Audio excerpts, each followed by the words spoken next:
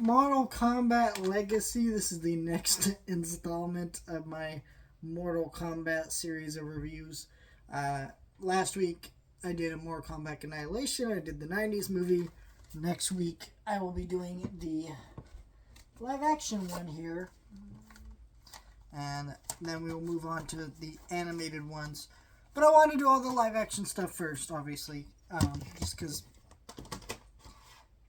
I guess it's probably the stuff I'll probably enjoy the least. I kind of have a feeling I'll enjoy the animated ones a lot more, but man, this Mortal Kombat Legacy stuff, how do I even explain what this show is? These are web episodes that Warner Brothers kind of helped finance and put together, but not really, and then they just kind of threw them up on YouTube, I think, and then they later gave them Blu-ray releases, and there's like 24 of these in total, and they're about 10 to 12 minutes each. And basically what they are is they'll focus on a Mortal Kombat character doing a thing, and then you'll get a little bit more backstory on that character or whatever.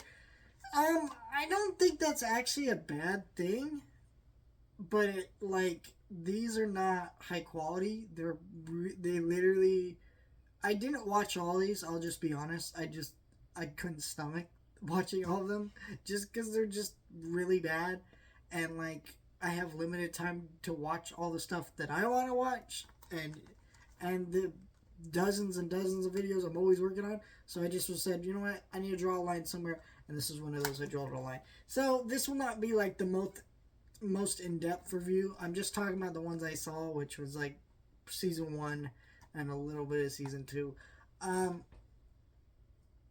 I don't really like this at all. In fact, I think I'm going to get rid of this.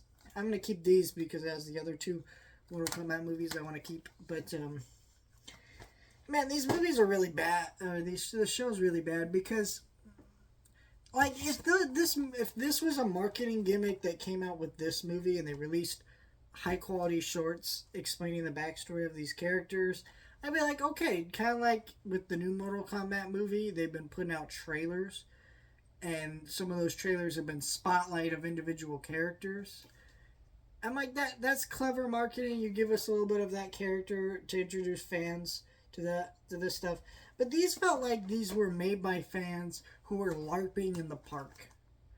And then they just filmed it and threw it onto Blu-rays. And you might think LARPing's fun to do in the park, but do you want to watch somebody else do that in high definition Blu-ray with bad effects and bad choreographed action and everything? I don't think so. I don't think you do. And that's what these are. And I feel like, again, if these were higher budget things that were used as a marketing tool, could be really cool.